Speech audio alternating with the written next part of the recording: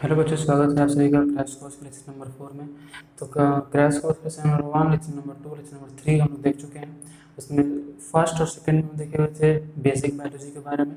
उसके बाद जो हमारा थर्ड लेक्चर था उसमें हम लोग जो है चैप्टर स्टार्ट किए थे जीवों में जनन, मतलब कि रिप्रोडक्शन इन ऑर्गेनिज्म। उसमें हम देखे हुए थे कि जनन क्या होता है, जनन का क्या महत्व होता है। फिर देखे थे कि जनन कितने प्रकार का होता है, लैंगिक जनन क्या होता है, अलैंगिक जनन क्या होता है। फिर देखे थे कि जो अलैंगिक जनन होता है, जो असेक्सुअल रिप्रोडक्शन होता है, ठीक है, उसमें कौन कौन से प्रक्रियाएं, कौन कौन से तरीके होते हैं। उसमें हम देखे थे विखंडन के बारे में और पढ़े थे कि विखंडन दो प्रकार का हो सकता है, या तो हो सकता है द्विखंडन या हो सकता है बहुखंडन, ठीक है। फिर हम देखे हुए थे कि मुकुलन क्या होता है। फिर हम देखे हुए थे कि खंडन क्या होता है, फ्रेगमेंटेशन। फिर हम देखे हुए थे कि बीजाणु निर्माण क्या होता है, और हम उसमें कोनिडिया के बारे में बात किए थे। और जू स्पोर जो होता है जल बीजाणु, उसके बारे में भी बात किए थे। उसमें दो बचा रह गया था, उसको हम लोग आज देखेंगे। तो उसमें बचा रह गया था, एक बचा गया था उत्तक संवर्धन, और एक बचा हुआ था उसमें कायिक प्रवर्धन। तो पहले बात कर लेते हैं उत्तक संवर्धन के बारे में। उत्तक उत्तक संवर्धन, या फिर इसी को बोलते हैं टिश्यू कल्चर। टिश्यू कल्चर, देखो उत्तक संवर्धन क्या होता है, जैसे नाम से स्पष्ट है कि इसमें उत्तक का संवर्धन किया जाता है। संवर्धन मतलब कि बढ़ाना। देखो, और हम जंतु कोशिका का बात करें तो जो जंतु कोशिका होता है, जो जंतु का शरीर होता है, उसमें हर एक कोशिका विभाजित होता है, ठीक है।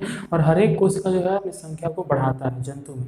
लेकिन पौधों में ऐसा नहीं है। पौधों में दो प्रकार की कोशिकाएं होती हैं। एक तो होती है उसमें ऐसी कोशिकाएं जो डिवाइड करती हैं, और एक होती है ऐसी कोशिकाएं जो डिवाइड नहीं करती हैं, विभाजित नहीं होती हैं। तो जो कोशिकाएं पौधों में ऐसी हैं जो विभाजित होती हैं, उन्हें कहा जाता है विभज्योतक। उन्हें क्या कहा जाता है? उन्हें कहा जाता है विभज्योतक। और जो कोशिकाएं विभाजित नहीं करती हैं, या जो उत्तक बोलते विभाजित नहीं करती हैं, उन्हें बोलते हैं अस्थायी उत्तक। उन्हें क्या बोलते हैं? अस्थायी उत्तक बोलते हैं। तो दो तरह का उत्तक पौधों में होता है। एक तो वो जो डिवाइड करने वाला है, जो डिवाइड करने वाला है उसको बोलते हैं विभज्योतक, और जो डिवाइड नहीं करता है उसको कहते हैं अस्थायी उत्तक, ठीक है। लेकिन जंतुओं में ऐसा नहीं है। जंतु में हर एक कोशिका विभाजित होता है, ठीक है। लेकिन पौधों में कुछ ही विभाजित होते हैं कोशिकाएं, सभी कोशिकाएं विभाजित नहीं होती हैं। और जो विभाजित होती हैं उन्हें कहा जाता है विभज्योतक। तो पौधों में होता क्या है कि जो विभज्योतक है, ठीक है, जनरली ये कहाँ पाया जाता है? तो जो जड़ का सिरा है या जो मूल का सिरा है ना, जैसे पौधों में जो भाग जमीन के अंदर होता है उसको जड़ कहते हैं, और जो भाग जमीन के ऊपर होता है उसको मूल कहते हैं। जो मूल का सिरा है, सिरा है ना, या जो जड़ का सिरा है, वहां पर पाया जाता है विभज्योतक, ठीक है। या फिर साइड में पाया जाता है पौधों के दोनों तरफ, ठीक है। जो साइड में है वो पौधे की मोटाई को बढ़ाएगा, और जो दोनों सिरा पर है वो पौधे की लंबाई को बढ़ाने का काम करेगा।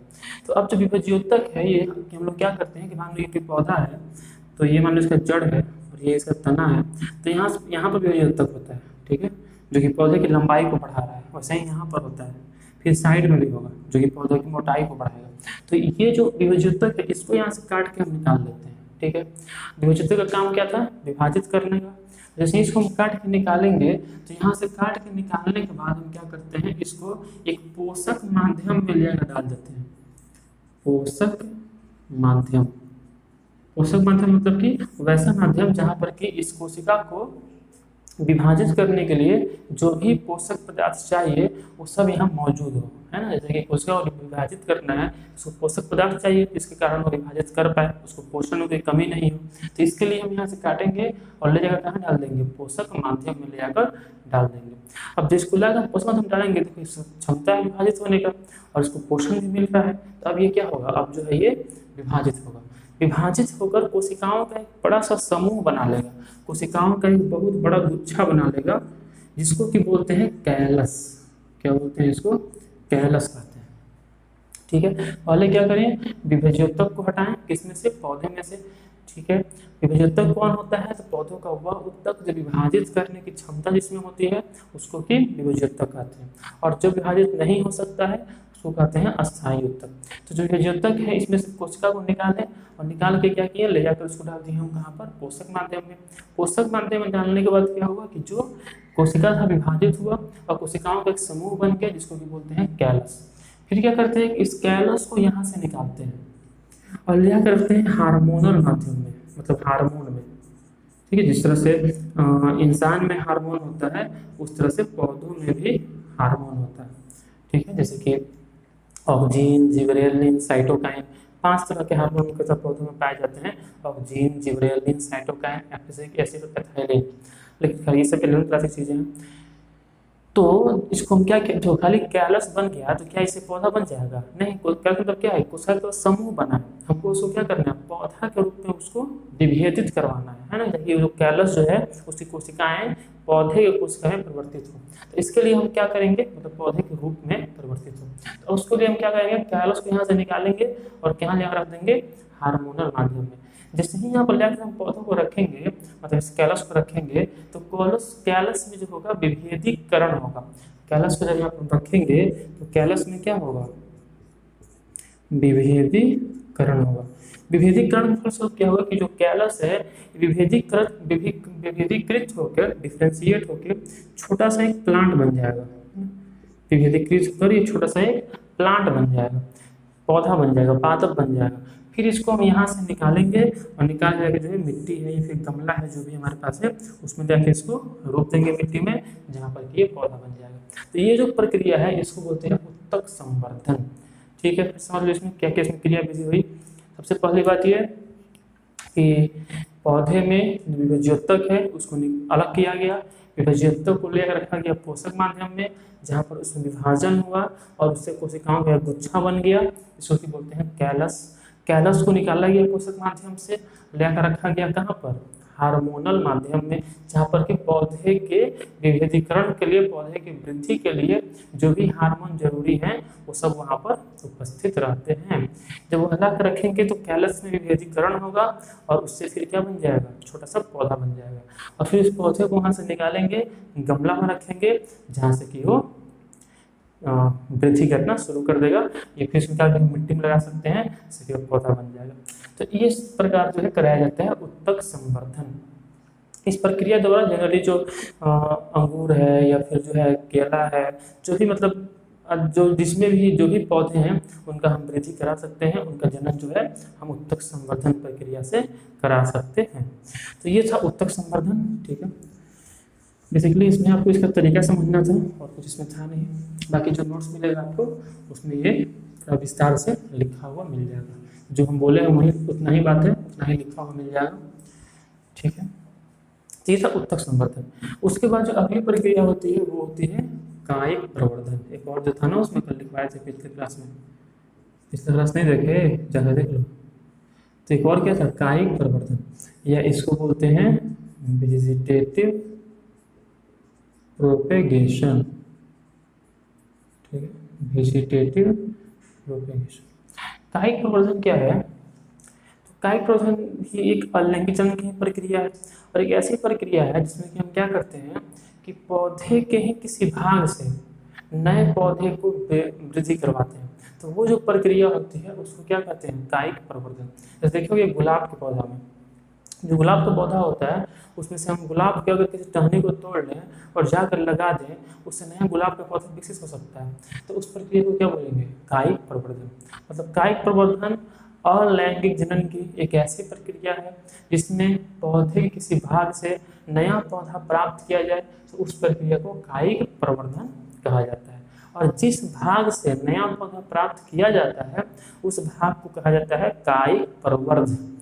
जिस भाग से, जैसे मान लो कि वो जो गुलाब का पौधा था उसमें टहनी तोड़ के जाकर लगाए, नया पौधा निकल गया, वृद्धि कर गया उसमें से, तो उस टहनी को हम क्या बोलेंगे? कायिक प्रवर्धन। अंग्रेजी में बोलते हैं वेजिटेटिव प्रोपेग्यूल। ठीक है, तो कायिक प्रवर्धन क्या है? अलैंगिक जनन की वह प्रक्रिया जिसमें किसी पौधे के किसी भाग से नए पौधे को विकसित कराया जाए, उस प्रक्रिया को कायिक प्रवर्धन कहते हैं। तथा पौधे के जिस भाग से नया पौधा विकसित कराया जाता है उसको कायिक प्रवर्धन कहते हैं। अब देखो अलग अलग पौधे में अलग अलग कायिक प्रवर्धन होता है। ठीक है, जैसे कि हम कुछ पौधा लिखेंगे और कुछ कायिक प्रवर्धन का नाम लिखेंगे जो आपको याद रखना है, ऑब्जेक्टिव में आता है। तो देखो यहाँ लिख देते हैं कायिक प्रवर्धन, कायिक प्रवर्त,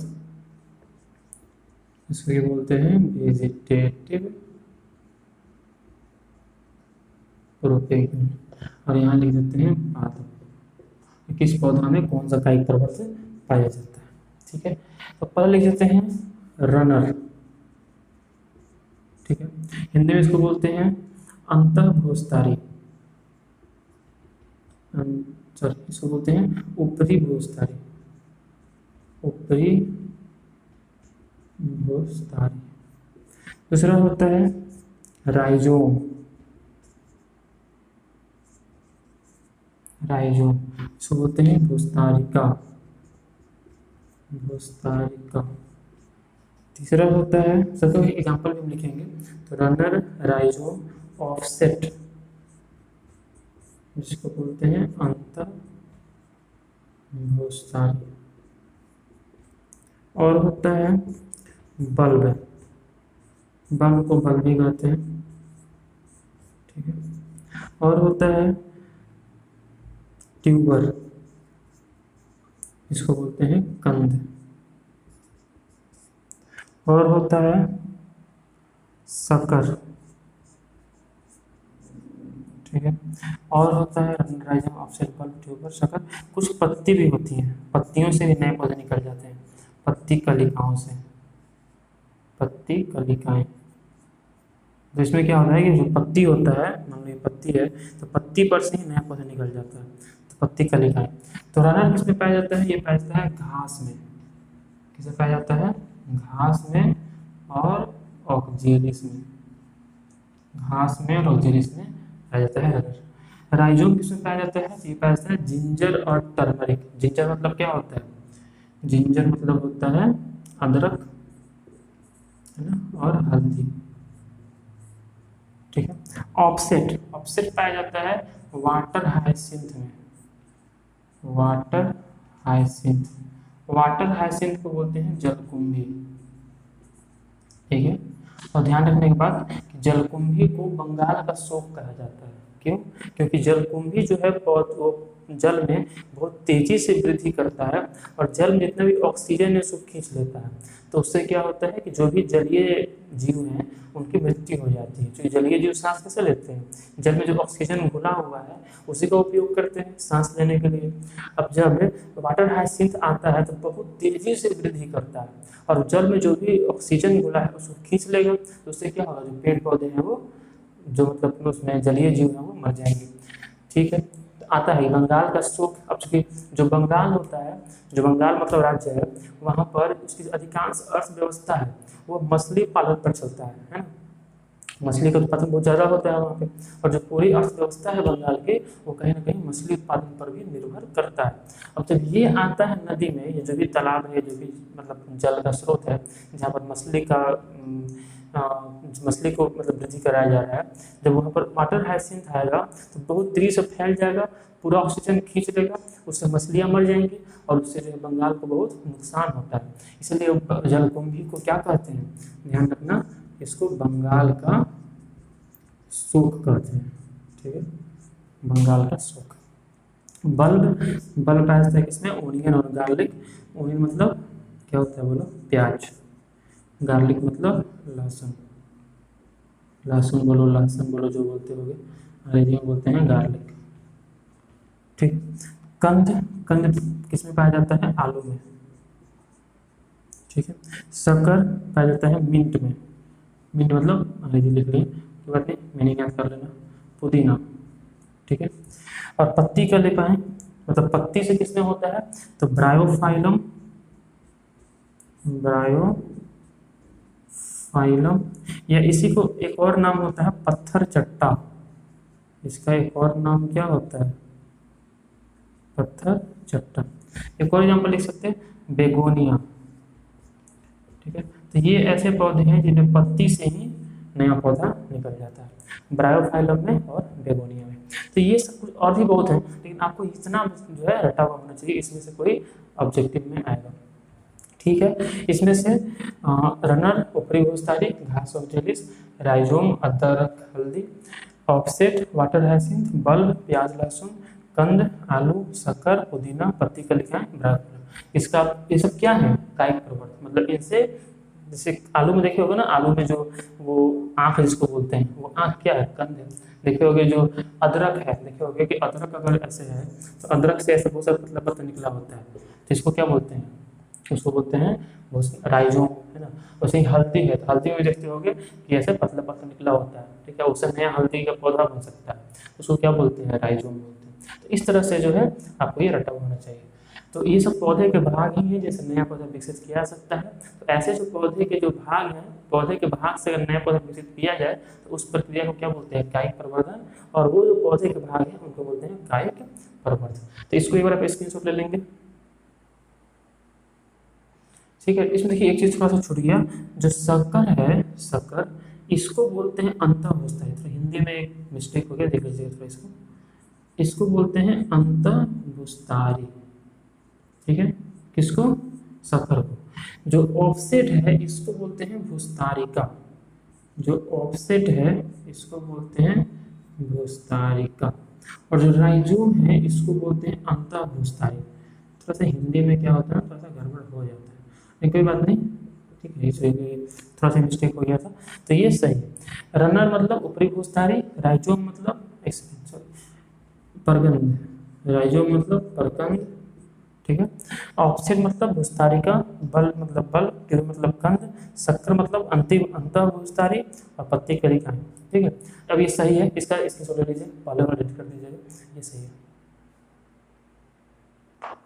ठीक है। और ये तो हम लोग जो है कायिक प्रवर्धन देख चुके हैं, और इस तरह हम लोग जो है लगभग पूरा का जो अलैंगिक जनन की प्रक्रिया है उसको पढ़ लिए। विखंडन पढ़े, फिर मुकुलन पढ़े, फिर खंडन पढ़े, फिर बीजाणु निर्माण पढ़े, फिर उत्तक संवर्धन पढ़े, फिर कायिक प्रवर्धन पढ़े। अब हम लोग जो है चलेंगे और पढ़ेंगे लैंगिक जनन के बारे में, मतलब कि सेक्सुअल रिप्रोडक्शन के बारे में। तो लैंगिक जनन, तो जैसे कि हम शुरू में ही दोनों का डिफिनेशन बता ही चुके थे कि जिस जनन में दो जीव भाग लेते हैं उसको बोलते हैं लैंगिक जनन, और इसमें एक जीव भाग लेता है उसको बोलते हैं अलैंगिक जनन। तो इसमें जो है दो जीव भाग लेंगे, इसमें युग्मक का निर्माण होगा और संलयन होगा, ये सब बात है। अब देखो जो भी जीव, चाहे वो पौधा हो या जंतु हो, अगर वो सेक्सुअल रिप्रोडक्शन करता है, लैंगिक जनन करता है, तो उसके जीवन को 3 चरणों में बांटा गया है, 3 अवस्थाओं में बांटा गया है, ठीक है। जो भी लैंगिक जनन करने वाले जीव हैं उनके जीवन को 3 अवस्थाओं में बांटा गया है। कौन कौन? तो एक अवस्था होता है जिसको कि बोलते हैं किशोरावस्था, ठीक है, इसको बोलते हैं किशोरा, ऐसे लिख सकते हैं किशोरावस्था। अंग्रेजी में बोलते हैं जुवेनाइल फेज, जुवेनाइल फेज। दूसरे को बोलते हैं जनन प्रावस्था, जनन प्रावस्था। अंग्रेजी में बोलते हैं रिप्रोडक्टिव फेज, रिप्रोडक्टिव फेज। और तीसरे को बोलते हैं वृद्धावस्था, ठीक है। अंग्रेजी में बोलते हैं सेनेसेंट फेज, सेनेसेंट फेज। तो जो भी जीव लैंगिक जनन करते हैं, चाहे वो पौधा हो या जंतु हो, पौधा भी तो जीव है, जीव कौन है? जो कोशिका से बना हुआ है वो जीव कहलाता है। तो जो भी जीव लैंगिक जनन करते हैं उनके जीवन को 3 अवस्थाओं में बांटा गया है। कौन कौन 3 अवस्थाएं हैं? किशोरावस्था है, जनन प्रावस्था है, और कौन है? वृद्धावस्था है। किशोरावस्था क्या है? तो जिस समय कोई जीव जनन नहीं कर सकता है, ठीक है, अपने आप को परिपक्व कर रहा होता है, उसके बाद जनन करने की क्षमता नहीं होती है, उस अवस्था को किशोरावस्था कहते हैं। या फिर पौधे में इसी को कायिक प्रावस्था कहते हैं। पौधे में इसी को क्या कहते हैं? कायिक प्रावस्था। पौधे में अंग्रेजी बोलते हैं इसको वेजिटेटिव फेज, ठीक है। तो जिस समय पौधे पुष्प उत्पन्न नहीं कर सकते हैं, अभी अपना वो विकसित कर रहे थे, पौधा हम लगाए पुष्प देना शुरू कर दिया, नहीं, तो क्या सब परिपक्व करता है ना, उसे जो बच्चा पैदा हुआ और जनन करना शुरू कर दिया, नहीं, अपने आप सब परिपक्व करता है, सब विकसित होता है, तब जनन करना शुरू करता है। तो जिस समय अपने आप को तैयार करता है, परिपक्व करता है, या जिस समय पौधा अपने आप को तैयार करता है, फ्लावरिंग नहीं कर पाता है, पुष्पन नहीं कर पाता है, तो उस समय को जंतु के लिए बोलते हैं किशोरावस्था और पौधे के लिए बोलते हैं कायिक प्रावस्था, ठीक है। दूसरा आता है जनन प्रवस्था। जनन प्रवस्था क्या है, तो जिस समय कोशिका मतलब जिस समय जीव जनन कर सकता है, या फिर हम बोलेंगे जिस समय पौधे पुष्प उत्पन्न कर सकते हैं, तो उस प्रवस्था को क्या कहा जाता है, जनन प्रवस्था कहा जाता है। जिस समय जीव जनन करने की अवस्था में आ जाता है उसको बोलते हैं जनन प्रवस्था। वृद्धावस्था क्या है, समझ रहे हैं, जनन के बाद धीरे धीरे क्षमता कम होती जाएगी और धीरे धीरे इंसान मौत की ओर या पौधा जो है मौत की ओर बढ़ना शुरू कर देगा। उस अवस्था को बोलते हैं वृद्धावस्था, जो कि अंततः मौत पर जाकर खत्म होती है और जीवों का मौत हो जाता है। ठीक है, तो इन तीन अवस्थाओं में बांटा गया है। जितने भी जीव जनन करते हैं, लैंगिक जनन करते हैं, उनके जीवन को तीन अवस्थाओं में बांटा गया है। चाहे तो इसका स्क्रीनशॉट ले लीजिए, वो सिंपल सी बात है, आपको नोट्स में लिखा हुआ मिल जाएगा तीनों का डेफिनेशन सहित। ठीक है, तो ये तीन अवस्थाओं में बांटा गया है। और अगर देखिए, देखो पौधे दो तरह के होते हैं। कुछ पौधे ऐसे होते हैं जिन्हें हम कहते हैं मोनोकार्पिक पौधे। क्या कहते हैं इनको, मोनोकार्पिक प्लांट या मोनोकार्पिक पादप। ठीक है, अंग्रेजी में बोलेंगे मोनोकार्पिक प्लांट। और दूसरे को बोलते हैं पॉलीकार्पिक, पॉलीकार्पिक पादप, अंग्रेजी में पॉलीकार्पिक प्लांट। तो मोनोकार्पिक और पॉलीकार्पिक क्या होता है, तो वैसे पौधे जो अपने जीवन काल में केवल एक बार पुष्प उत्पन्न करते हैं उन्हें कहते हैं मोनोकार्पिक पौधे। जो केवल एक बार पुष्प उत्पन्न करते हैं उन्हें क्या कहते हैं, मोनोकार्पिक पौधे। और जो अपने जीवन काल में अनेक बार पुष्प उत्पन्न कर सकते हैं उन्हें कहते हैं पॉलीकार्पिक पौधे। जैसे कि देखो धान है, गेहूं है, ये सब क्या है, जीवन में केवल एक ही बार पुष्प उत्पन्न करेगा, तो वो सब क्या हो जाएगा, मोनोकार्पिक। जो एक ही बार पुष्प उत्पन्न करता है, जिसमें पूरे जीवन काल में केवल एक ही बार पुष्पन होता है, उसको बोलते हैं मोनोकार्पिक पादप। जैसे इसमें को धान हो जाएगा, गेहूं हो जाएगा, और क्या हो जाएगा, बांस है ना, जिसको हिंदी में बोलते हैं बम्बू।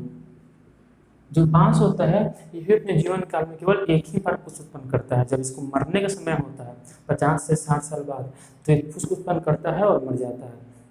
तो बांस भी जो है कैसा हुआ, मोनोकार्पिक पौधा हुआ, जो कि अपने जीवन काल में ये एक ही बार पुष्प उत्पन्न कर रहा है।